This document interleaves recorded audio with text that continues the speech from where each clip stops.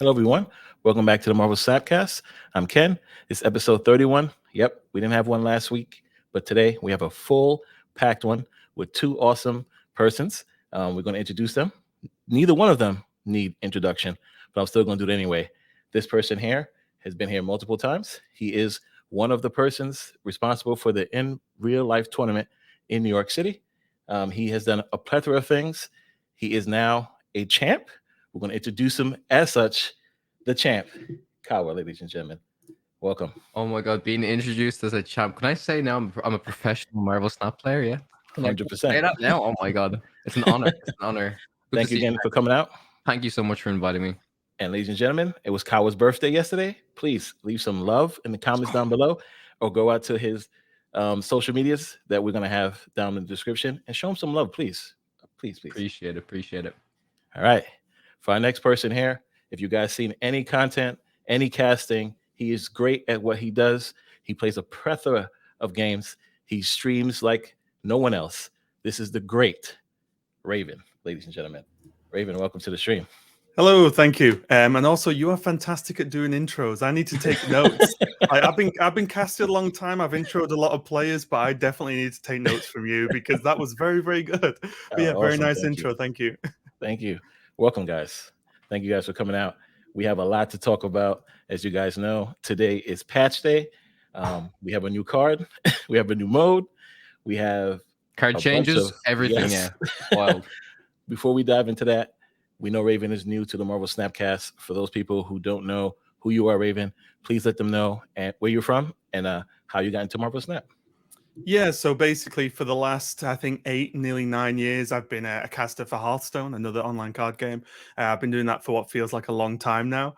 And with Marvel Snap coming out not too long ago still, I guess, I sort of jumped over to that. I still do Hearthstone, I still do some other games, but a lot of my focus went on streaming Marvel Snap and obviously trying to cast it and, sorting out some level of competitive scene as well, because that's kind of where all my history is.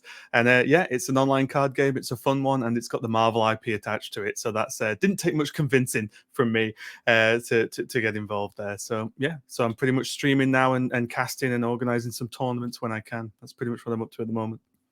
That's awesome. All right, so we'll dive right into it. The new card that came out last night, this was Silk. Did either one of you gentlemen pick up Silk? You didn't have to ask me tech anymore. I just play all of these cards. I did come into your stream last night when I was getting off. So yes, I was half asleep. Yeah, I was in my Jeff costume. I don't know if you saw Raven. Yes, my girlfriend got me a Jeff costume, so I was on that, wearing that during my stream. Got to mess around with Silk for a little bit. Initial impressions, right? I don't know. It's kind of like Polaris, but times 10. I don't know if it's in a good way or a weird way. Like I've already done an interaction where like if Silk is in the right lane and you play, say, Heimdall in the middle lane and you drag her over, then it works the same way with like the Polaris and the Titania interaction. Whereas if Heimdall comes down, the on reveal will trigger first and then Silk will move. So there's like obviously those kind of niche interactions that you need to be aware of. But also the fact that if it's after any card is played here, she kind of just jumps all around the board, and it was so funny. I had Craven on my board, and she just kept avoiding Craven. She goes, "No, I'll go to this lane. I'll go to that lane. I'm not going in the Craven lane." But she's a lot of fun so far. A lot of cool things you can do. But overall, she's just been a fun card. I don't know. I guess I need a bit more time to experiment with her because I was just playing her in like your standard move list. So yeah. What about yourself, Ken? Did you mess around with her last night? Sure did. I wanted to make sure we could Hulk Buster her, which we could. So that was good to know. I thought she would just move before Hulk Buster attached. So that was pretty fun. Try to do some cool Shuri things with her. Play Shuri early and then move it out the lane and put. That sounds cool, actually. Yeah. Yeah. It was pretty fun. It was cool stuff. But yeah, same thing. We have Craven on the board, and she's not going in the Craven lane. I don't know if it's programmed that way or what the case is. It's a bug, but Silk does not like Craven. But it's definitely fun. And you definitely win some matches with her moving around and changing the power in different locations. So it's definitely fun. What about you, Raven? Did you end up getting Silk and having a good time? Yeah, so unlike you guys, I don't get every single card that comes out. So I pick and choose. But this was a weird stream because for me, like I streamed for like 6 hours or so today, and I picked up Silk. So I was like, I like all the spiders this season. I think they're all cool. But I picked up Silk, made a deck, just put 12 cards in, didn't look at anyone else's builds, just put 12 cards in, played that one deck for 6 hours straight, which is a rarity for me because I'm okay at building decks, but I'm always like, but what if we try this? What if we try that? This one deck, it definitely wasn't bad. It was pretty good. I was climbing, but overall, it wasn't blowing me away, but it was super fun. And it had Craven, shock horror. It had Silk, but I had like some of the move package. But what I was trying to do as well was have like Shuri and then have options of Aero because I wasn't sure how many people were going to play Galactus, which we'll talk about that a little bit later, obviously. But I also had like I had Kitty, which I got a variant for, so you'll be proud of me for that. You know, I got a nice variant there. Nice. I got the one coming out the Hulk, and then I had her, and then at my turn 4, I had like Shuri, and then it was either Aero and or Miss Marvel, Captain Marvel. Sorry, Captain Marvel. So my plan was, if I don't know where things are going to move around on the board, how's my opponent supposed to? So Silk's jumping around, buffing Craven or jumping over there. I also played Ghost Spider to then be able to Shuri, make something big if it's not Captain Marvel, and then pull it somewhere else, which was awesome. Always had the Kitty sort of, you know, stacking up over time because I didn't run any 6-drop, so there was always Kitty could be played on turn 6 if I wanted it to. And a cool interaction as well that I found out was Craven. I mean, you can do this without Craven, but the reason why you'll understand. You have Craven down, you play Silk somewhere else, and then you Ghost Spider, and Ghost Spider pulls Silk and then kicks Silk out again instantly in one go. So then you get the activation and instantly kick Silk out. So then there's another chance for it to come back in later. And that starts to stack up pretty significant power. I think the only problems I had consistently matchup wise were, you know, the high evolutionary like Lockjaw style, which is, I mean, it feels like close to the best deck in the game right now. So if I'm losing to that, fine. But it was just a lot of stats, and all my fancy maneuvers weren't doing anything when they were like, I've got 20 odd power here, 12 power there, and a 20 power Hulk over there. And I'm like, oh, okay. Other than that, it was super fun. I think the card is even more fun than I thought it would be because I wasn't even playing a particularly heavy move. It was just Silk and bouncing it around to get benefits, right? I think oftentimes those are the type of builds that you have more fun in when you're not trying to go the full kind of move pack. Because I was playing Ghost Spider last week and I was doing the, you know, like pulling Nimrod into Kingpin and doing Shuri, Doc Ock, Ghost Spider, and it was just fun. And then I was seeing people doing the full move package. I'm like, yeah, like there's turns where you can like pop off, but then oftentimes with the full move deck, it's right. Either your opponent's trying to play around Heimdall or you do something else. That's pretty much all they're kind of thinking of the whole time. Whereas when you kind of like, I actually think cards like Silk and Ghost Spider honestly shine better in the decks that aren't full move packages. When I saw Ghost Spider leaked, you know, like this was before Christmas, I think it was. At least the ability was. I think she was a 2/2 originally or something like that. I was like, straight away, this card looks insane. And I was, it'll be really good for move. I'm like, no. You can just move whatever card. Like that is so powerful. Like, and when Ghost Spider first came out, I was doing Shuri big thing, and then I would do it in a location I was already playing in. So my opponent would be like, "Oh, I'm never winning that." So they just don't play into it turn 6, and then you just Ghost Spider the Shuri thing across and win somewhere else, and you're like, "Yeah, thanks." And it's such a flexible card, and you can do stuff with it with like small cards in early game. You can do stuff with it late game as surprise impact. So I think like this and Silk, and then obviously we'll get to, you know, Ham and 99. I think like the package this month is probably just the best set of cards, I think, at least, that Snap's ever seen so far. In terms of like a season. Of cards. Yeah, I think in terms of flexibility and like the amount of stuff that you can do, I think I agree. But then there's also the people, like I said, that their mind is just people say, oh, it's going to be the season of move. The season, like, I don't think that's going to be a thing. Like, move decks are very good, but the biggest thing for me, in my opinion, is I just think you need to have a huge brain to consistently be like really good at move. Because if not, I'm like, when I'm playing move, I'm like, okay, she jumps here, she does this, like I'm just having fun. But if I'm actually trying to concentrate and get wins, it just, my brain hurts personally. I don't have the brain power for it. But Yeah, Yeah, it is super something different. excited to try it. Ham especially. I cannot wait for that card. I think he's gonna be really fun. Yes. Speaking of which, let's Hey. go down to that. Spider Ham is next week. We definitely will do some cool things with this. Bounce it, try to see what happens if we can continuously hit their high cards. Use some Baron Mordo combos, see what happened, and then of course after that we have Spider-Man 2099, which is going to be even crazier. Which one of these two cards are you guys most excited for? For me, it's definitely Ham. I think Ham. When we saw all these four cards, excuse me, I still am close to thinking Spider Ham is going to be in a vacuum, I guess, like the best card in the game. And that's a bit of a stretch because you could be like, oh, but what about this situation? And that it's like, no, just all round the best card because just think about the game as it has been for the last few months. A lot of turns revolve around, a lot of end game states revolve around 5 or 6 drops, right? Because that's how you build a deck. It's normally outside of bounce, got payoffs at the end. And if you just hit one of those that's in hand, you could just ruin the game plan, right? Like even when you look at the Stature Darkhawk days, imagine if you just hit Black Bolt. Yep. Right. Yeah, they've got a 5/8, but now Stature's a 5/7. It's all nerfed now, so it doesn't matter anyway. But you know what I mean? I think, and it's just a 1/1. Yeah, it's not got a lot of stats, but just chuck it down. A lot of decks don't even play 1-drops. They skip turn 1 every single game, right? So like, Right. and 1 energy is so easy to fit in. Then you put layers onto the bouncing, of course, and then we can talk about really crazy things. But I think just as a throwaway card, put it in your deck, play it on 1 or wherever you can fit it in.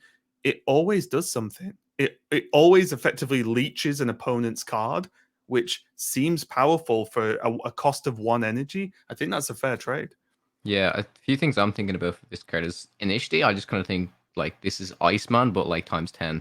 It's like because Iceman is a disruptive card, right? But like if you can, because it's like, oh, Iceman always hits the perfect card and messes with my draw or whatever. But, Only like, when it happens to you, though. Your Iceman never hits the person. yeah, of course, of Agreed. course. Yeah, like if this hits a Doom, because we just seen Doom everywhere. Like the past 4 or 5 months, Doom has always been a really popular card. If it hits an Odin, Well, it's Hulk, super good. Yeah, Hulk now. yeah, Hulk. Like, imagine. Yeah, And it's so funny High saying, ego, man. imagine it'll only be a 6/12. It's like, I know. But I think that's the thing now is like a lot of these decks, they're not just raw stat decks. I guess you could say the high Evo deck is kind of a raw stat deck, like it just puts out a lot of power. But yeah, I think Ham can just be like a super good disruptive tool. And if you guys haven't heard it, I did hear that Dev confirmed that it can hit multiple, like it could hit a pig, it could turn a card into a pig, and then it could like just hit that pig again. It doesn't, yeah, you know what I mean? So it could hit the same target the whole Right. time, but then again, the odds of that is like, That's why whatever. I made that Mordo. assumption. Yeah. But Baron Mordo in your deck should help fix that Hell problem. yeah, that actually seems like a really, really cool combo. Baron Mordo and Spider Ham, it seems hilarious, man. I love it when Bounce it's back. like, it seems like such a cool combo, and then you put yourself in your opponent's seat and you like Oh imagine the my rage. Yeah. Yes, it's gonna I be mean, upset. I do think it's a really cool card though, and I like that this season isn't all about move because Spider-Ham doesn't do anything about move, right? I like it just being here's a 1-drop that isn't Snow Guard.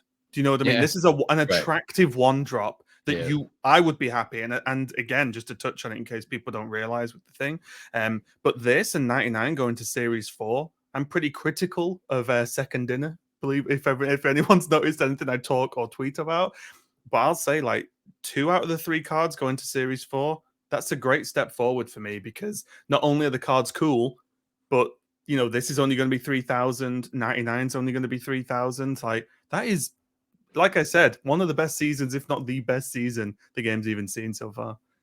No, I agree. I totally agree with that. It's gonna be awesome for them to be a Series 4. Spider Ham for me, I'm loving it because my favorite card, Infinite, is gonna get a lot of love when this card comes out because everybody is gonna have Infinite in their card list. But Spider-Man 2999, first time move to the location destroys an enemy card there. This is gonna be bananas. I mean, yeah, this is a move, and this is something that I think people are going to put outside of a move deck just with Ghost Spider. So if somebody has a big card in a location, destroy it, or hopefully destroy it. So this card is going to be something we'll see what happens. But I think between the both of them, Spider-Ham might get nerfed. What do you guys think? Maybe. I do think he's probably the most powerful out of all of them. Just briefly to talk about 2099, I think for me, I might be a bit like, oh, I don't want to rain on the cards parade, but I'm kind of like, first of all, if it actually worked when it would go to the 3 different locations, it would be insane. Oh, I would love it. I'd love it. If it did that, it would be cracked. But I have a question though, right? Because again, in case people don't know, it cannot kill a card that is face down. Do you think, before we can test it, before we have opinions on obviously the strength did of the they card, confirm that? I'm pretty sure they've said it can only hit face up. Okay. So my question would be, because I'm a big Stegron fan, I think the fact that Stegron can just hit a face down is like awesome. But my question is, I'm a little bit worried that 99 needs to be able to hit face down cards, because without it, I'm a little bit worried. Like, imagine, okay, you pull it and then you killed something okay, but then the face down card reveals it's like Magneto. You could have killed that. That would have been so much better or something. And maybe because there's a worry where you might have to make a decision to say it's in the right location. They've not played anything in the left, but surely they have to play something in the left now. So then you pull it across, and you've got priority, so you can't. It doesn't work, right? It's just a 6 power, and I think that's my only worry. That killing once is fine. Like if it killed 3 times, of course that would have been crazy. Like you said, I would have loved it though, because it's my kind of card. But I'm just a little bit worried that maybe it needs to kill face down, but maybe if that's the case, that's something they can change. Because I think that's one of the easier nerfs easier things to buff it as well. But yeah, that's my only worry, and I'm almost certain that's been confirmed, like 99%. The only reason I'm doubting it is because you've asked me, and now and this is recorded now, so there's proof of me acting like an idiot. Someone's coming back in the comments saying, "Raven, you're wrong." To be fair, I've casted for long enough that I'm used to people coming back and say, "Oh, well, you said this and it was wrong." Yeah. I think, like I said, I don't want to rain on this card's parade, but I think personally, I'm just like, I'll just run a Shang-Chi instead of 2099 most of the time. I know, like, I don't know. I just think it's a 4 because it's a 4 cost. Like I said, if this was hit the 3 different locations, I'd be playing this all the time. It would be an absolutely crazy card. But I don't know. I guess I need to kind of experiment with it. Maybe I'm just not seeing the real potential. I think it's potentially really good just base tempo, because if you, let's say, not only Ghost Spider, but let's say you are playing a bit of a move package, like Iron Fist as well. Like you can Iron Fist on 3 and then take a judgment, right? Do you want to just kill their 3-drop that they've just played? Do you want to try and kill a 4-drop, depending on priority, and remove things like that? Because if you get rid of like a Darkhawk on curve, or honestly, even if Cosmo.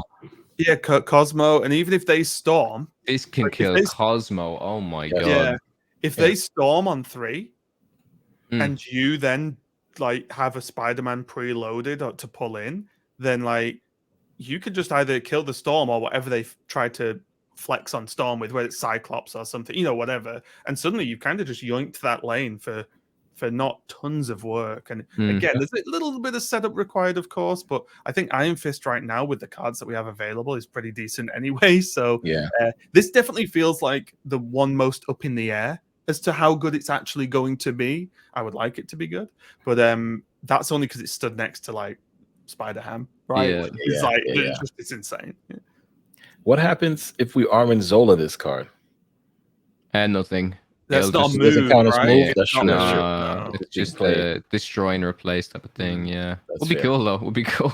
I just can't get out of my brain that if it was unique locations, you could like legitimately on turn 6 go like Iron Fist turn 5 and then Spider-Man 99. It shunts left and then Ghost Spider. So you could like ping pong it. That would have been so sick. So good. Yeah, I know why they're scared of doing that, but it still would have been cool. Now you got to hope for Iron Lad, copy it, move Iron Lad, and then there you go. Yeah. You got to hope for that. Yeah, but that's interesting. So, wow, yeah, Spider. Oh man, we can't wait. I cannot wait for these awesome things to come out. We got 2 more weeks in the season. So where do you guys stand for your ranks so far? I am rank 96. I'm playing around too much. I need to hurry up and become infinite. Kawa, what are you? I think I'm 107. I think I was just again. It's really weird. I'm just playing and I'm just ranking up. Playing weird decks. That's always the way. It's like whenever I try, I don't rank, but then whenever I don't try, I rank really hard. But yeah, I'm just chilling at 107. Like I said, I'm going to jump into Conquest probably tomorrow and play it for most of the day. Really excited. What about you, Raven? I think I'm like 104, 105, something like that. I got reset because of the reset issue. Oh yeah. I got reset to 93. And if anyone's seen my stream, like about 70% of my attention is on chat. So I'm kind of clicking buttons a lot of the time and sort of like, one eye on the game. So it's not like I ever try and blaze to infinite in the first hour, right? Because I have until there's a proper rank system in infinite, I don't really care what rank I am. But the first day I made a really good sort of like a lockout deck, but like my own build. And I was just sort of just casually jamming, went, oh, we just hit infinite. I was like, oh, day one on stream. Whoops. Yeah. What do we do now? Yeah. Ooh, okay. So we were messing about. But I'm kind of with. I'm sure where you two are going to be. Is Infinite's done. I can just queue battle mode now. Yeah. And regardless of obviously we'll talk about Conquest, but we can just queue battle mode whenever we want. Great. Like I am very okay with this. Yeah. Amazing. Before we get into the Conquest mode, we're going to talk about the patch that came out alongside with it. We have some. Oh wait, no, not this one. Sorry. Okay, not that one. I'm okay to talk about Ghost Spider more. It's fine. It's one of my favorite cards. All right, so this is the one that we're going to talk about. Okay, the patch. So yes, Conquest mode is there, of course. We got some awesome general updates. We're going to get into some balance updates, and that's what we want to focus on right now. Starting with, I know you guys see Galactus, but we're gonna scroll down a little bit. He's scroll down a little bit, and we're gonna go to Maria Hill. She was a 2/3 on reveal, add a random 1 cost to your hand, and now same power, same cost, but now she adds a 1 or a 2 cost to your hand, making Maria Hill a better card. Before, when the nerf happened to Quinjet, people were like, oh, Maria Hill is kind of dead, but this is a great thing to bring her back. Giving you a 1 or 2 costs is pretty awesome. Kawa, how do you feel about Maria Hill? I think 1 or 2 cost cards in general they're just good cards. I think most of the time, 1-drops in general, I think there's some pretty good 1-drops. You could get like a Jeff off this, you could get a Lizard, you could get a Silk. There was one thing I asked one of the developers in the Discord, and I was like, is there a particular reason? I kind of knew already, but I just double checked. It's like, is there a particular reason why this reads at a random 1 or 2 cost rather than 1 and 2 costs, similar to Coulson? Because Coulson is a 3 cost and you get a 4 and a 5, so it's really good for curve. But my assumption was right. Basically, having a 2 energy card that can just generate 2 cards in your hand for 2 is like really strong if you're playing some sort of Dino deck or collector deck. It's just like such a powerful combo to do. So again, I don't know the whole thing of like, oh, what's better? Is there better 1-drops over 2-drops or whatever? But I think in general it's probably fine. Like, I think Maria Hill is like a cool card, and hopefully this just makes her a little bit more playable. People want to experiment with her now. So overall, yeah, I'm happy with the change. How do you feel, Raven? Yeah, I think this is a good change. I've always wanted to play Maria Hill because for a start, Maria Hill has some great variants. But I always wanted to play the card, but it just wasn't good enough, right? Yeah. People only played it when it was either as a bit of a meme or when Quinjet was a thing. And I think that this now makes it lean more towards the strength that Coulson has, where 1-drops aren't normally that impactful when they're a surprise, right? Like, if you get Iceman and you didn't know your opponent ran it, sure, that's annoying, but it's not a problem, right? But suddenly when you look at cards, like you said, there's Silk in there, but there's like Armor in there, Scorpion. Like, these are cards that if they just get popped out of nowhere, you're like, well, I wasn't playing around this, especially when we talk about a battle mode. Because one of the most terrifying cards in battle mode to me is Coulson. I've lost to that card many times because what are you supposed to do, right? Your opponent plays Coulson and then they snap and you're like, like, I've been Spider-Man off that before when I knew they didn't have it in their deck, and then that just loses you the game. And I think this gives it just a little bit of a boost. I think what I was wondering, I think I was watching Dexter earlier, I think made a video on this, just talking about his thoughts. And he was like, what if she just gave you a 2-drop? You know, just take the one out and just said generates a random 2-drop. Would that be too strong? Is having the flexibility of maybe you want a 1-drop for the curve sometimes? Like, is that? And I've not played Maria Hill yet. I don't know how good she is or isn't now. But it was an interesting question, right? Instead of saying 1 or 2, just say, oh, it's a 2/3 that makes a 2-drop. Like, kind of like a one-off Sentinel-esque thing, but a bit more variation. Like, I don't think I'd have hated it. I think they might be worried that it's just too consistent. I think that's too, well, again, I haven't tested it or whatever, but I think it would be like really good, right? Because like on average, yeah, you're basically playing a Sentinel, which will generate you another, on average, 2/3 with a decent ability. Sometimes a 2/5, a 2/4, like even if you just get like Maria Hill into like a cloak, like that's probably good. Like that's just a decent card to get. The thing I actually don't know if I've seen confirmed, because this is something Hearthstone had to start doing as basically a rule. But can Maria Hill get a Maria Hill? I haven't seen this. I haven't seen a Coulson get a Coulson either. Yeah, because Hearthstone had to put a thing in where you couldn't discover the card that you've used to discover. But that was a thing, right? Even though it used to be. Yeah. You could discover the card and keep chaining them.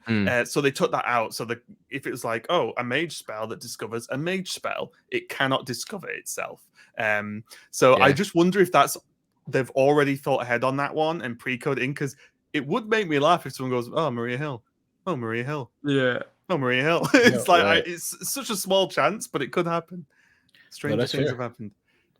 Yeah, you're right. We got to test it out and see, or ask and see what they say. But nothing in the verbiage there says she can't pull herself. So maybe. And then we have Dazzler. Dazzler was a great card. Old 4/4. The only issue with it was you had to have 4 cards in each location. And of course, she gets 6 plus 6 power. Now she's a 3/2. So she's ready for the Surfer love. She gets ongoing plus 2 power for each location that you fill up on your side. I think that's amazing. I think Dazzler is now a prime card. Might be broken real soon. Might need to nerf her or something, because I think this is too powerful. Nonetheless, how you guys feel about Dazzler? Raven, I'll start with you.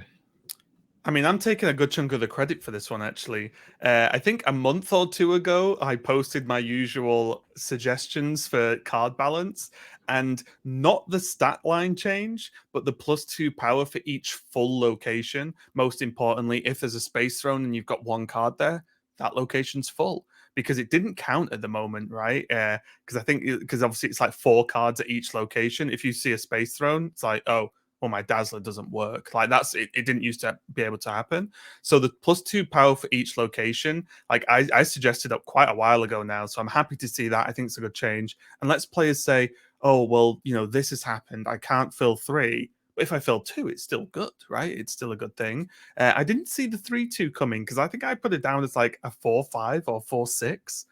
But I am definitely wary of the game is very 4-droppy at the moment and has been for a while. So I don't actually mind them pulling cards that say were going to be 4-drops and moving them one way or the other, because I think the game, especially with Zabu still being very strong, I think they have to be really careful about where 4-drops land going forward, because we could be edging back towards, oh, you just play Zabu and a million 4-drops and that's your deck. But I think this Dazzler change is definitely cool. I like the it being much more doable, because it's not fun having a card ability that you can barely ever pull off, right? Like that just isn't fun. For sure, yeah. I didn't even think about the Surfer thing, but that just makes perfect sense, right? Like, and the thing is, even if you only get 2 locations full, that's just a 3/6, which is really good. If it's a 3/8, that's insane. 8 with Surfer, yeah, exactly. 10, if you get all locations, it's crazy. Exactly, yeah. So because like just 2 locations. So Dazzler Brood for 2 turns, and then Surfer 3 more cards. You got and then Sarah. Like a Goose Lane or some shit like that. And then the Dazzler will actually be a 3/8 at that point, right? Because it gains 2 from the Surfer and another 4 from the thing. So yeah, I think most of the time in the server deck you're not, but like this is why this change is good, is because oftentimes you're not always going to try and fill up every single location, have a full board, because like because especially in the server deck, right? You play like Nova, Killmonger, stuff like that, so you're gonna have a card that breaks up the whole space, but then buffs the rest of your cards. So even if you're filling 1 to 2 locations, this is still really good. Just having a 3/4, 3/6, which is then gonna get buffed by Surfer, is just super cool. Bananas. It's like our boy Maximus, right? 3/7 that gets buffed. Now you got Dazzler. Man, if you put in a Sarah deck, yeah, it's gonna be crazy. It's a lot of power, right? Yeah, it's a lot of power. Oh my goodness. Well, it's funny as well because you can even think about yes, standard Surfer decks wouldn't hit it too often, but can a Surfer deck now, it sounds stupid, but just play like Squirrel Girl and not play the Nova side, or just to help out, or like even a Sentinel or something, right? So on turn 2 you can play a Sentinel, then if you don't pull the Sarah, you've got a 3-drop plus a Sentinel on turn 5, just to help fill out just a couple of extra spaces, because if you can just fill 2 locations, I think that is your goal with the card. Sometimes you get to do all 3, fantastic, but I think 2 is the number 1 priority, and maybe the builds just change slightly to help out with that, right? Definitely got to try this out today. Jeez. And I wait. Exciting. Now, for the one everyone talks about, everyone loves, and hate, the G-Man, Galactus. Old was on reveal, 6/2. If this card is the only card here, destroy all the other locations. This has been a headache for a lot of people. A lot of people enjoy it or don't like it. Now, the new stat is 6/7. Got a buff, kind of. On reveal, if you're winning this location and this is your only card here, destroy all other locations. So now you're giving Galactus something extra to be able to do what it needs to do. How do you guys feel about this card? You can start, Raven. You can start. Are you sure? Yeah, go. Okay. Wait. No. Okay. Yeah, Never mind. I just realized who I'm talking to here for a second. Okay. Well, initially, straight off the bat, since you have to be winning this location for him to trigger, I am personally going to say I think people should start running. If you are playing Galactus, you should start running Cosmo in your decks to protect against Shang-Chi. In my opinion, I think that's something that I would recommend doing, because you're just always going to have prio. If they run a Shang-Chi, they can just kill your null, they can just kill your death, that type of stuff. And go ahead. Just a quick note as well, just because I had a lot of people ask me, the winning the location counts the Galactus's power.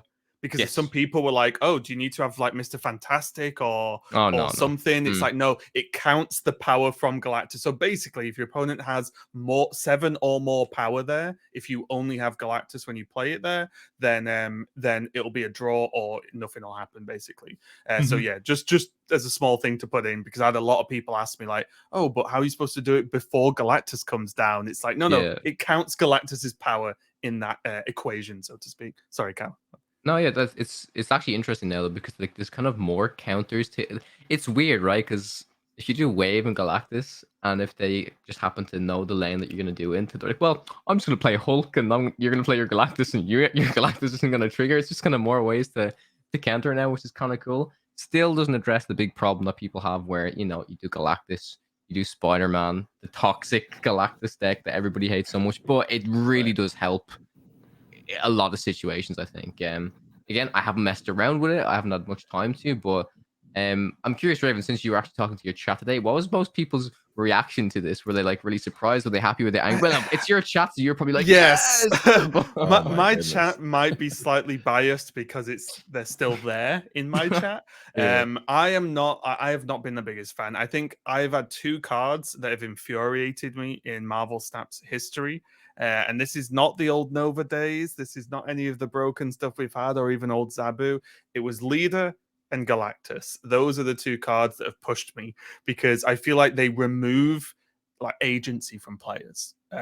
So Leader, I'm all right with Leader now. It's annoying. I still think it's a pain in the ass sometimes, but it's not even close to what old Leader was. Galactus.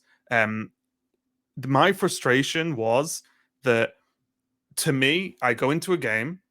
If they've got Galactus, the game is either I draw a card that I may or may not have as a counter, let's say, whatever one of the counter cards. And if I draw that in time, yeah, I probably win. If I don't, I probably lose. and to me, that's just not a fun game. It feels like instead of playing the game, we should just flip a coin and then there you go, move on. So that's what used to annoy me. I've actually ran into Galactus a fair few times today since the patch, and it's, as you said quite rightly, like the Spider-Man nerf did nothing, obviously, to Galactus at all. But I will say, knowing it's beatable more often, because as you mentioned, well, if they wave, well, you've just got to beat 7 most of the time, right? And that is pretty okay if you have access to any card in your hand, right? If you're playing certain decks, less so with a bounce deck, but I don't know if a bounce deck was ever consistently beating Galactus anyway. One thing I'll say as well is the biggest deal for me is Aero's back in town. Because guess how much power Aero has? More than Galactus by 1. So Aero, I've been playing in the deck I've been playing at the moment. You still need priority though, because it's not like the game knows what power's there before it's flipped. If you do it on an empty location, you still need that priority, but it gives you more of a chance, right? Like it's still a bit of a guess. I would say as well, one thing that's even stronger now, if you really dislike Galactus, they have to play, Wave, Electro, whatever, initially. Then if you run Green Goblin, you just tempo Green Goblin one other location and then play all your stuff in the other one because they won't beat you, right? Like they won't be able to Galactus because you've stopped them with the Goblin one place and then you win the other one because you just have more than 7 power. So I like that. I would have loved a complete remake, but I knew they were never going to do that because it would cause a true outrage across the Marvel Snaps community. But I think this is as good as we're going to get. I don't know if it's busted. I don't know if it's too weak, but I'm happy to try it out because at least, like I said, you've got more thinking to do as the players on both sides. It's less just, well, I play these 3 cards, you play those 2 cards, flip the board and see who wins, right? Now it's a bit more, can I get 7 power at like 2 locations before they wave and do it? You can actually think about how you approach that instead of saying, well, they can play Galactus wherever kind of or whenever they want. I have to just see if I have the answer or not, full stop, done. So I actually like this change. I liked it more than I thought I would, but yeah, after playing it today, they get it off sometimes, but at least you know what you have to beat is the biggest thing as well. Gotcha. Yeah, that's awesome. I like Galactus. Never was a hater of Galactus. I do despise the Galactus Spider-Man. Don't get it twisted. That's the worst feeling ever. To get cheesy cubes, just do it it's upsetting. But I do like what they did here with the change because I agree with you, Raven. If they totally changed it, destroying the location he's played on or anything else, everybody would be upset. So to do this, it keeps everybody who loves Galactus happy and keep those who don't like Galactus happy as well. And one thing as well is it lets them alter the power, yes. Right? Which is a big deal. Which is awesome. No more negative Galactus for whoever was playing that deck. Correct. Harry. So now, yes. Harry, and our boy Willow. Willow's playing negative Galactus. Now, people should run Hobgoblin, right? Paid on 5, Galactus on 6. Or do what I'm doing. Play Iron Fist on 3, Shuri on 4, Galactus on 5. And have a blast. Have a 6-14 Galactus. That's actually really cool. And even stuff like, I know it would be a little bit wonky, right? But even stuff like Claw and Mr. Fantastic, it's like, it's not straightforward. It's not simple, but those things need to be thought about, right? Because until like when Galactus flips, it checks before it destroys the location, obviously. So then that side power is relevant. Helps. Even stuff like the Nexus, right? If you're winning the Nexus, but you play Galactus over there, it'll transfer before it procs. So again, like I said, it's just more interesting to think about now. Yes.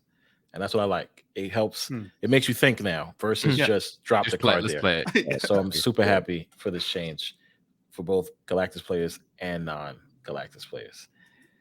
Now, speaking of Galactus and his change, do you think you guys are going to see a ton of Galactus in the new mode that's out right now that everybody was waiting for, the wonderful Conquest Mode? How do you guys feel about Conquest Mode? Have anybody played it? How much of it did you play? Raven, I think we'll start with you. How do you feel about Conquest Mode?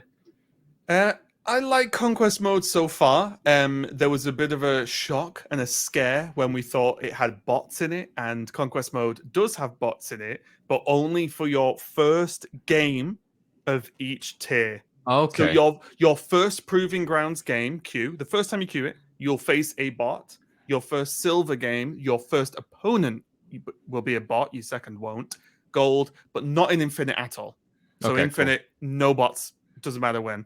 But once you've done it once, that's it. You will never face a bot again. So it is, and the way they described it was, it's to just not switch people off instantly. Oh, my first queue into Proving Grounds, and you get stomped by, by Ken, right? And you'd be like, as a newer player, you'd be like, oh my god. Because I think as well in Proving Grounds, again, I'm just information dumping now. Proving Grounds, there is actually some MMR banding as well, and that gets loosened up until Infinite, but then Infinite is open season. Yeah, so very similar to Ladder, because I was confused. One of my friends who doesn't play much was streaming it, and his queue was like 6 minutes and my queue was 15 seconds, and I'm guessing and his account is in like 200 CL, right? Like really early. So there is certain level of matchmaking, which I'm fine with early on. It doesn't matter as long as there's not an Infinite. Was my key worry. But to answer your question, Ken, I've played a decent chunk of Conquest, mainly Proving Grounds, just to farm. I want to batch farm tickets. Is my goal to get like tons of silvers, and I'll sit and play loads of silvers to get X amount of golds and blah blah blah so on. And actually face against Galactus, and you know what? For those Galactus enjoyers, and I may even try the deck myself, I got stomped by Destroy Galactus. Really? By like Nimrod and stuff? Because the problem is, you can't just put 7 power in every location, right? That's quite difficult early on. Right. When you can't do that, they play Galactus. When you can, or when they don't feel like it, don't draw it, whatever, they were just Nimrodding me left, right, and center with like, Venom, and then there was Destroyer a Zola in there, and there was, Carnage. And I was like, obviously, I was playing the sort of Silk movie shuffly deck, so I can't put out tons of power. But I was just like, wow, this is rough. Because the problem is as well, like, they do that, didn't reveal Galactus. I was like, oh, this just looks like Destroy. And then one game, they bang! I was like, "Oh my lord!" I'm gone. And it's powerful because as you guys know, like if you lose one battle mode, your run's done. Your run's done. So if you get caught like that, and that's why, again, I think touch on Galactus, it's a good improvement because it's just way more interesting of a card now. But Conquest seems good. It runs okay.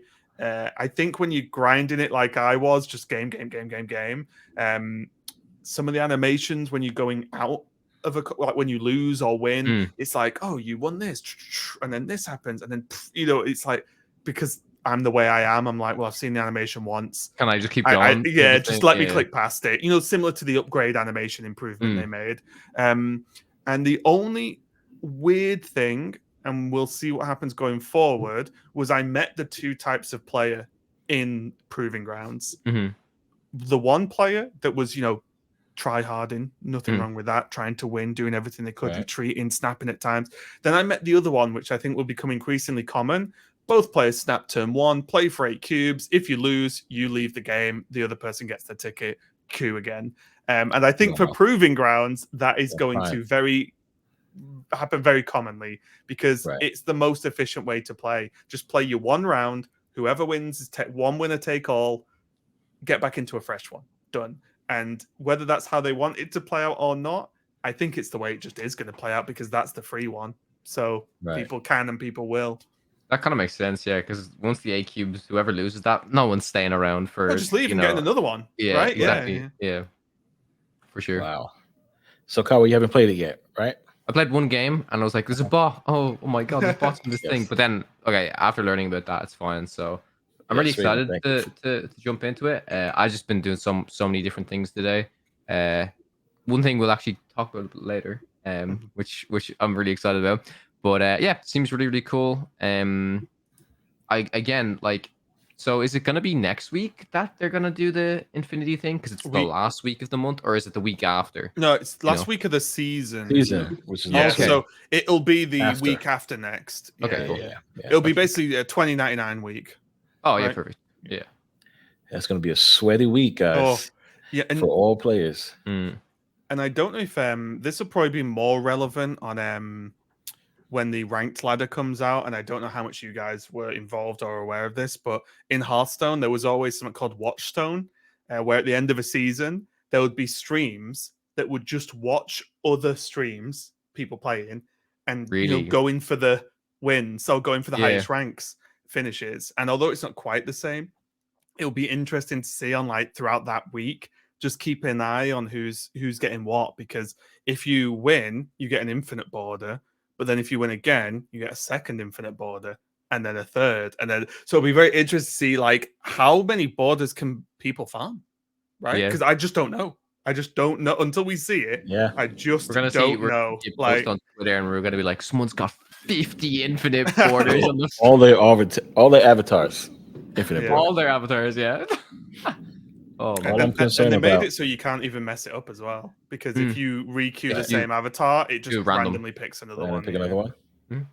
My concern is this card right here. It's exclusive, only for the season. If you don't get it, you don't get it. So, for a person that loves variants and love to have all of them, I need this. I have to make sure I get this. You have to grind, man. You have to grind to get it. Yeah. I'll make it happen. Is this the first one where you're like, I can't just buy this with gold? I have to play the game. Yes. So you actually play. Oh my goodness. It's gonna be tough. I think it's a semi legitimate problem they might have, depending on which side of the fence you sit on. Because if you just scroll up to the rewards, if you don't mind, the rewards are locked week by week, right? So when you see these weeks, you cannot buy week 3's rewards right now, right? But the mystery variant and the ticket, everything that you can see, you can buy once, except the things at the very bottom, which you can buy infinitely. The only thing I will say is, because of the amount of crowns, is that what they're called? Medals, not crowns. Yeah, medals. I was like, crowns, huh? Because the amount of medals you get in Proving Grounds is quite low. I think I played like 10 Proving Grounds or so before I got enough for the mystery variant, which was a pixel, by the way. Of course. It's a significant amount of time investment to get these 9 rewards. And there are cheaper ones. Like, you don't have to have the 450 medal, 200 gold one. Like, you don't have to buy every single reward on here to get the Green Goblin skin. Right. It's only 9, right? But it's still a reasonable amount. Like, battle mode is not fast. You know what I mean? Like, it's not super rapid, even if you spam Proving Grounds, because even then, you're not going to win every one, and you only really get the medals if you win. So, I'm worried that people are going to be upset with the time investment required, and they're going to miss out on things like the variant, which is probably the biggest one, right? Yeah. Do we know how much the Infinity ticket costs in terms of gold? Is it 500? 500, I believe. Yeah. Interesting, because I was just doing a comparison there for Yeah, I thought there was a picture for it's up there. It was up there, Ken. If you go up on the splits, there you go. Go down a bit. Right here. Yeah, there you go. 500. Yeah. 80, 200, 500. Yeah. So if you just go back down to if you go back down to, I think it was week 3 of the rewards. I was just doing a comparison of like, week 4. So like the 350 credits, right? That's 800 medals. That's like actually, so it's 400 gold to buy 400 credits, or 500 credits, I think, in the shop. Right, but then it's 350 medals to buy the Infinity ticket. So I'm always kind of curious about how they try and not balance stuff like that, but think about, in terms of balancing the acquisition of credits across their different types of currency, if that makes sense. You know what I mean? Right. Yeah, I think all of these, because these rewards look weird if you apply the gold value of a ticket to them. And I think that is because they don't care about the gold value of a ticket. These rewards are, air quotes, free, because you do not have to. You can grind these, right? And I think the ticket price for there, because it's tickets or gold. Yeah, and it's only one ticket as well. It's a ticket if you can win stuff. And you do get medals depending on how many wins you got, which I think is a nice thing that I didn't know about until today. Until we had the patch, because if, like, as you can see in the infinite one, if you only get 2 wins, you get 175 medals. It's Right. not too bad. It's something, right? You don't get nothing. Right. But I do think the gold is purely there for the people who want to spend their gold on this, and because they don't have the time to Right. grind The tickets. grind for the other two. Yeah. Which I think I is, agree. even though it's not, you can argue it's not efficient. I won't be spending gold on the tickets, put it that way. But it's an option that exists for people who want to do it. And I'm like, people are getting angry about it. And I'm like, yeah, if other people want to spend gold to get a ticket, they still have to win, to Right. get the That is rewards. true. That is true, It's not like they're just buying an infinite border. If they could just Right. buy one, fine. And maybe that's a topic we should or shouldn't discuss about other things to do with this system. But I think for me, yeah, if people want to spend gold because they've not got enough time to play this game for hours a day, yeah, that's absolutely Yeah, I fair. guess, Like, yeah. nice one, spend your gold. Like, it doesn't bother me Right. at least. You still have to beat me 4 times or beat, Well, win right. 4 Yeah. times. Win. Yeah. Exactly, which is incredibly difficult. It's And it's so it's hard. bananas. Even those four games is still time consuming. Like Infinity, like it's gonna be people are gonna be playing It's gonna be for a long amount of time. It's yeah. 5. Imagine winning 4 5, yes, and maybe losing 4. your Yeah, 5th. 5, never mind. Oh my god. I still think, and maybe I'm too soft, I think Infinite, you should be allowed a loss. Just one. But Just you should one. be allowed one That's loss. 'Cause fair. I think it's 5 either battle modes in it, that is like a tournament winning run. it is And tournament. Yep. and like, that's hard. Like, you need so much luck to help out with that. And that's what worries me about, because I just can envision what the queue is going to be like. You could just set up win trading. Yeah. Yeah, I we was gonna say the same Like, thing. easily. Yeah. You could set up Yeah. win trading or something I mean, you guys might have seen me raise this question, but it's something that was talked about and as a rule in Hearthstone is, what if all 3 of us were on a call just playing one account? Like, is that fine? Because it's just friends playing together. But Right. will people be angry now because this is, again, as they've named it, a competitive mode? Do you know what I Right. mean? Like, I don't know. It's not for money. It's not for qualification to a big tournament, so that probably But lessens it's the it. same But- rate technically. Like as in, Yeah. I've played in these tournaments. I know how difficult it is to win 5 in a row. Like, yeah, it's tough, man. And it's just, I'm just worried about the win trading thing, because I think if we got together and queued Infinite queue, Yeah. especially towards the end of Infinite Week when people just Yeah. don't have that many tickets left, we could probably just hit each other. And it's like, okay, you get 5 tickets, or you get 6, I guess, and I'll get 6. You lose to me 5 times, I lose to you 5 Yeah, times. Great, we we've got our rotate. borders. Let's move on. And that's because the queue is going to be so restricted. I think, like, scary. You're absolutely right. You're absolutely right. It's gonna be a lot of win trading, the way I see it. Just queue up with your friends. Oh my goodness. Let's see if that happens. If somebody has 10, Let's see if at Second least- Dinner has a response to if it happens, Yeah, because I'm gonna say that. I Right. just don't If know. somebody shows up with 10 infinity borders, we're like, wait a minute. Yeah. Like, that doesn't make any sense. Second Dinner, we might have to step in and figure that out. We will create the Infinity Council. And the only way this works is we need video evidence of all of these Infinity Border wins. Oh my And if they're God. suspiciously against the same people over and over again, I agree. we will disallow their Infinity Border. We will snap it away. We'll take it, snap it away. I love Infinity it. Council. Oh my god. That's amazing. Amazing. All right. So, yeah, with this wonderful mode, is there any tips or recommendation you guys have for someone to win and get their 5 wins and the infinity border? I actually, I think Marvel Snap Zone put out an article. It was either today or yesterday, and they asked me for a few tips.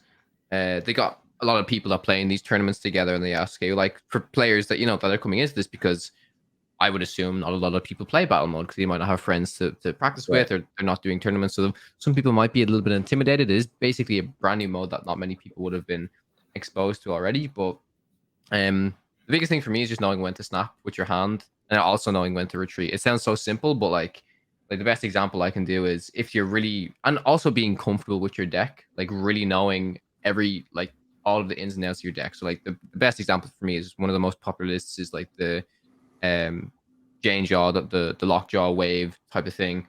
Right. If you have Wasp and Lockjaw in your hand, you can snap most of the time because it's a high rolly deck, you know what I mean? So just kind of recognize stuff like that. If you're playing a Zabu deck, you get Zabu turn 2, you have 4s, 3s. Like, it's very much you need to have confidence in yourself to be like, well, I have a really good hand And if they snap back, you'd be like, well, is your hand as good as mine? Like, I think confidence is a big thing, and some people might not have that at the start, but it's something you kind of need to learn. And I do think, like even Raven said, like sometimes like that aggressive snapping and stuff, like it works. It really does. It puts your opponent under a lot of pressure. Do you know what I mean? Mental warfare. It really exactly just like feel confident in it. And then also retreating, like you know what I mean? Like if they are snapping and your hand is absolute, don't be like, oh maybe I can draw it. No, just leave. You know what I mean? Like most of the time you're not gonna be like, oh I need to draw into this. Just retreat when you need to. And then another key one is like if it's round 4 and there's an even amount of and you're on an even amount of cubes. So say you're on 8 health and it's round 4 and they snap you. You can retreat that round, and that's technically a free retreat because then it's going to go down to the high stakes. So you're just leaving for 1 cube.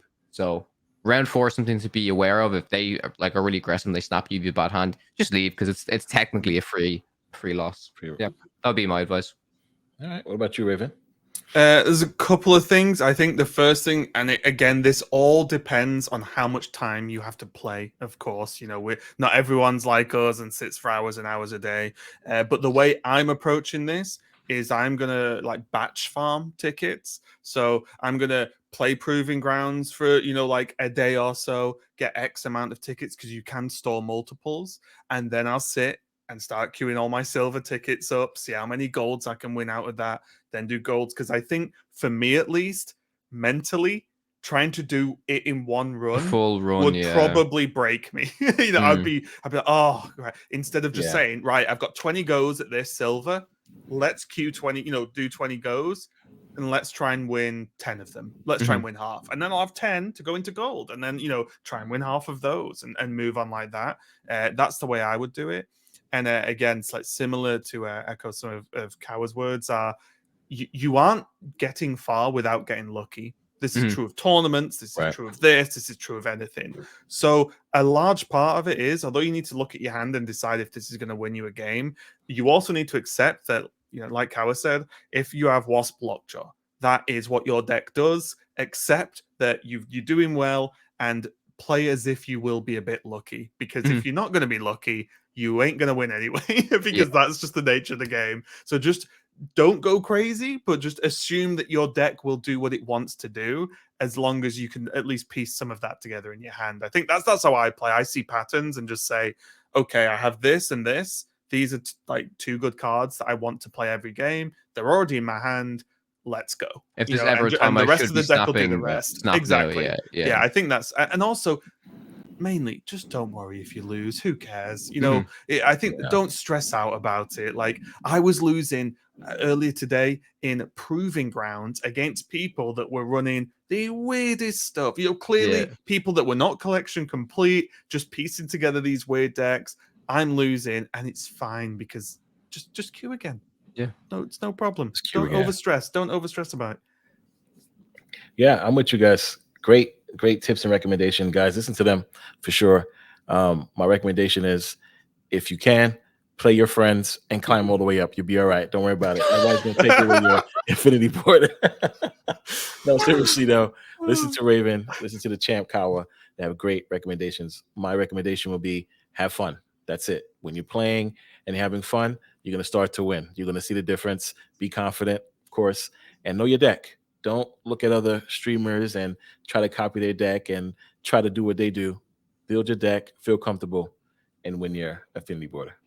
Do you know what's actually really funny is my girlfriend was playing Conquest today, and she did a full run, and she's basically just playing a high evolutionary deck, but with Living Tribunal, and she's loving life because nobody expects it at all. Like That's she's awesome. just putting down so many stats, and she has like Iron Man and Onslaught in it and stuff like that, and it's just going crazy. Awesome. So yeah, like, and that's what I love about Snap. Honestly, like there is still decks that, let me just tweak this a little bit here and put a little bit of my own spice, and then especially in battle mode when people think it's, oh, this is the one list that everybody's copying. Well, no, I've got this fucking spicy card which is gonna blow you out of the water. Like, you know what I mean?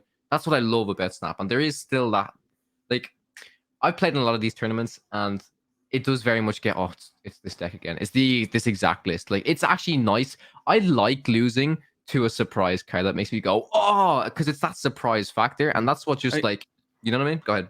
I think people don't. I mean, it must infuriate people who come into my stream sometimes. Because people will be like, "Oh, I don't have this card. What should I replace it with?" And I really trying to not sound like an ass, but I'm genuinely just say, just put whatever card you want in the deck because Yeah. the game allows you to. Like, it's not like, oh, if I replace Iron Lad with White Queen, you're not just suddenly going to lose all of your games. You know what I mean? Like, it's fine. Just play a card you like. Like, as long as, it's a semi close-ish replacement in terms of, say, mana cost for a curve. Like, are you going to replace a 1-drop with a 6-drop? Sure, you could, but you know what I mean. Just play some cards you like. It's never that bad, right? Like, just put some random stuff in the deck you like playing, or change a card here, change a card there, and not only will you probably have more fun as well, but it'll work. Like, there are no cards that are just suddenly going to make you lose tons of games. Like, those cards do not exist in this game. It's one thing I like about the game. You can really just put 12 cards you like in a deck, and you're going to at least do okay as long as you focus and play the game. Agreed. And speaking of battle mode, we have Creator Clash 2.0 coming up end of this month in UK. It's going to be phenomenal. We have an awesome list of content creators that are going to clash at this new Creator Clash. I cannot wait to see what happens. Kawa, I know you want to talk about it. How do you feel? I mean, this has been phenomenal. We put together the New York one, and now the UK one is coming. Creator Clash is getting bigger and bigger. I can't wait for you guys to see what the prizes are. I'm not giving nothing away. I'm just excited to see how big this has come. This is all community driven, right? This is phenomenal. Kawa, I'll let you take it from there. How do you feel? It's man, every time I talk about stuff like this, it just really hits me here because it literally just comes back to like the call that you, me, and Lewd had, like pretty much when Snap launched. We're like, wouldn't it be cool if we were one of the first people to do this? And then we planned it all out. We did it in New York, and New York is still, I think it will. I'm gonna say now, I think it will forever be my favorite memory of Snap. Like, it was just phenomenal to gather all of these people in a location and just all chill out and play tournaments together. Yeah, and the vibes were great. Having everybody coming in, rotating around, doing the casting and stuff. That was really special to me because I feel like a lot of people hadn't done that before. But then people then came to me saying, "Oh, I really enjoyed casting. It was the first time I kind of did it." And because they play the game just like us, right? So if you give someone a mic who understands the game, it's really interesting to see they're taking it, because we had some pairings that were great. We had Val and Eggs, which was like amazing, certain creators together. But this one in particular, it's gonna be bigger and better. I mean, I've announced this. I've said this on many streams already, so I guess I'm gonna talk a little bit about pricing and stuff like that. So first of all, we have 17 amazing content creators and competitors. Last time we had 16, but we can have kind of an uneven amount this time because the format is going to be 5 rounds of Swiss on day 1, and then that's going to lead into a top 8 on day 2. It's a 5k prize pool, which is very big. It's really, really impressive. I'm really happy with it. We had 1k last time, so it's 5 times as much as our last event, which is super dope.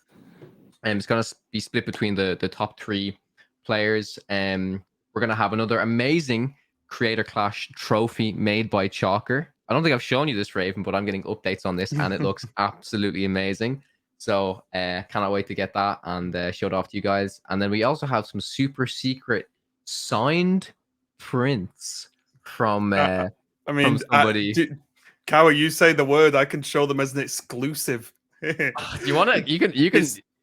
It's up to you. We might as well. You it's tell an me. exclusive one. We can do it. Here we go. Raven's really excited about these. You guys are seeing it here first. Yes. The exclusive signed prints by. I'll let Raven take it from here. We go. Yeah, Raven can.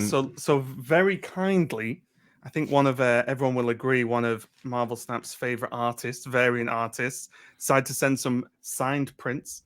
So these will be going up there. So we have everyone's favorite shark signed by Ria. Oh my god! Oh good man. There's what else do we have here?